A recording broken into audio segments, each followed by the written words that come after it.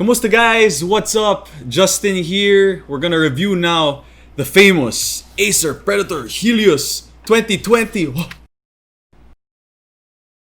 Boss Winnie, pwede ba akong mag-review nitong Helios 300 mo? Oo, lahat ng credits na sa'yo po. Kasi ikaw bumili nito, di ba? Tapos ikaw din mag-edit ng video. So, sige po. Okay, pwede naman. Okay, salamat po. Salamat.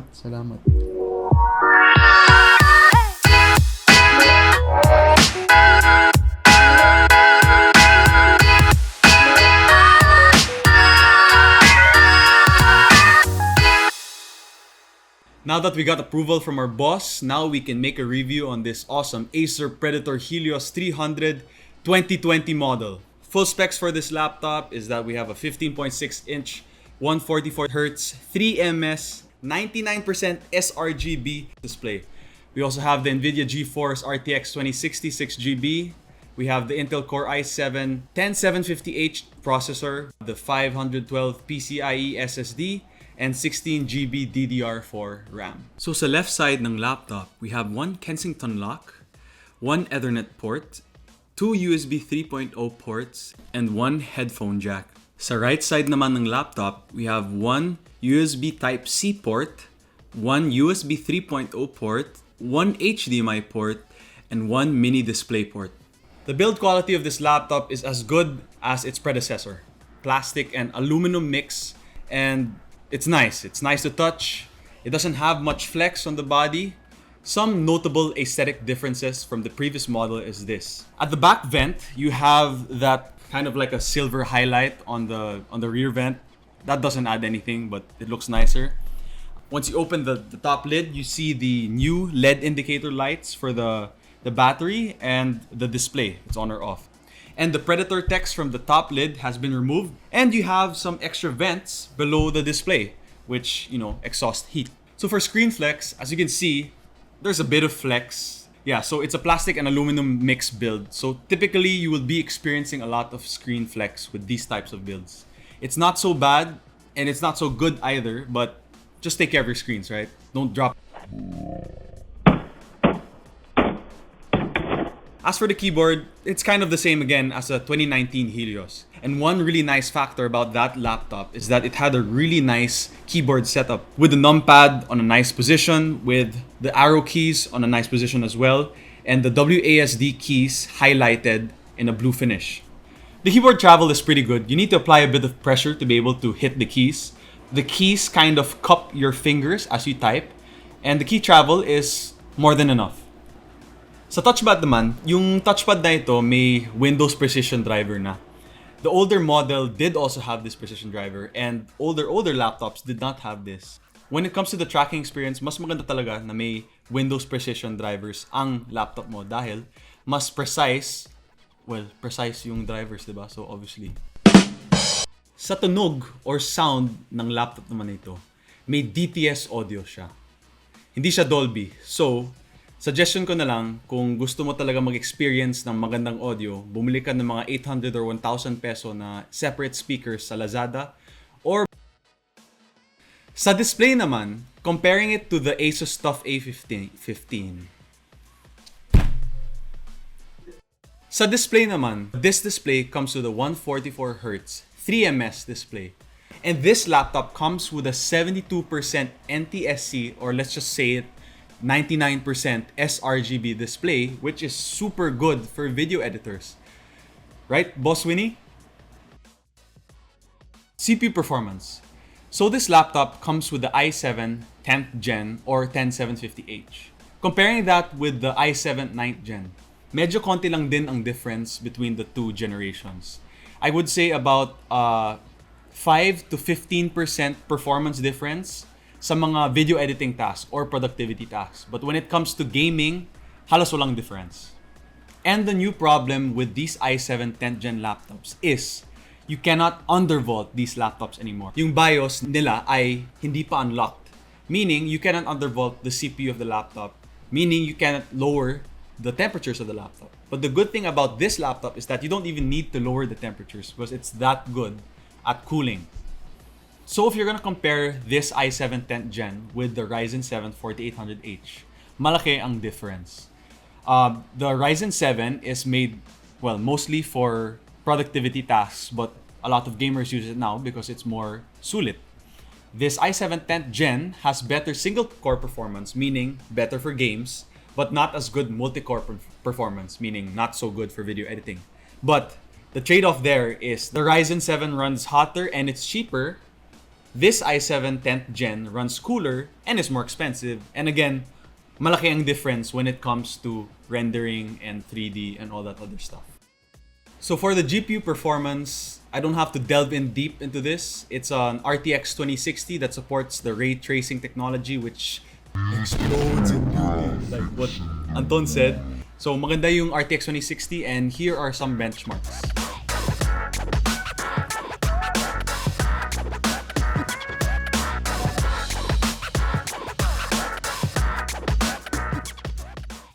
And if you want to see some comparisons between a non-ray traced game and a ray traced game, check out Anton's video on buying a laptop here in the Philippines. We have some videos there comparing RTX versus GTX. There's actually a very small difference between the 1660 Ti and the 2060. Mga 5 or 10% lang ang performance difference between the two. So, ang tanong dyan, is it worth the extra expense to get an RTX 2060? Or is it better to lessen your expense and spend for the 1660 Ti and get better upgrades for the RAM and storage? So sa battery naman ng laptop na ito, it comes with a 58 watt-hour battery. Generally, you should be able to have about 1 to 2 hours of gaming time. Pero, under light loads, you can actually run this laptop up to about 5 to 6 hours with Wi-Fi off, screen brightness on lowest, and sound on 20-30% levels, which is about 2 to 3 hours better than last year's model. Surprisingly, I don't know why it's better. They almost have the same battery, but this one runs 2 or 3 hours more, meaning it's more efficient with its energy consumption. Sa portability naman, this laptop is actually not so bad. The bezels are a little thick.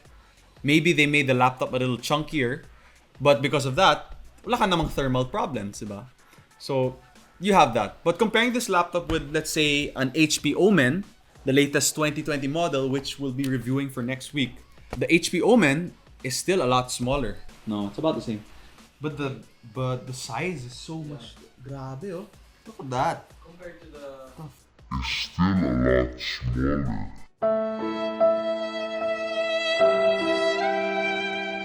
So pagbukas ng bottom panel, makikita mo na maganda ang build ng heatsink at motherboard system ng Predator Helios. First, may dalawang RAM slots kayo which are upgradable up to 32GB RAM. You have one M.2 which is NVMe ready both on the left and right sides. And you have one 2.5-inch drive bay for HDD or another SATA SSD.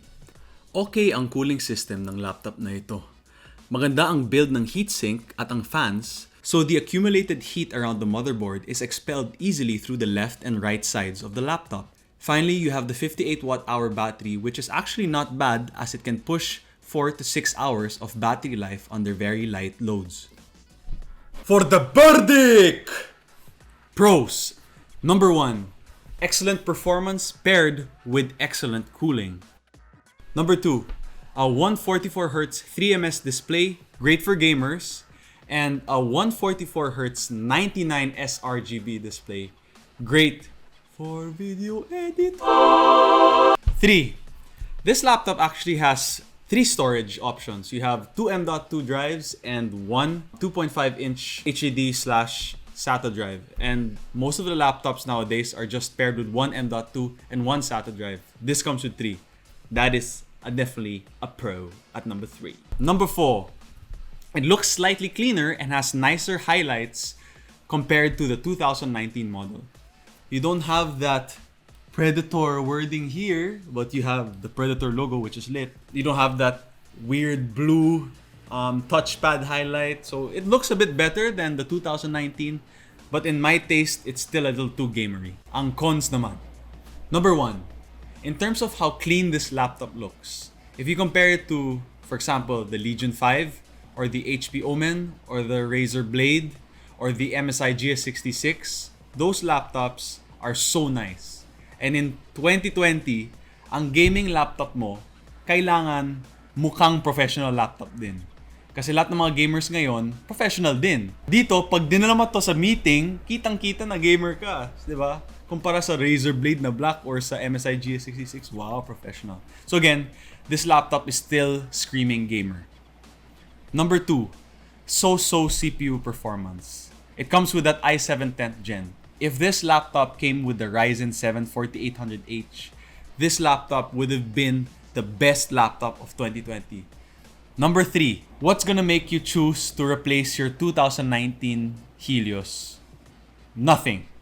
So if you have the 2019 Helios na 1660 Ti or 2060 or even maybe the 2070, it's not worth an upgrade. The performance difference is almost nothing. Like maybe you get, again, slightly better cooling, wala ng Predator wording dito, but again, it's not worth an upgrade. If you're a person that has, for example, the Acer Nitro or a lower end laptop and you're looking to upgrade to a much better laptop with better cooling and better overall performance, this is definitely a really good upgrade.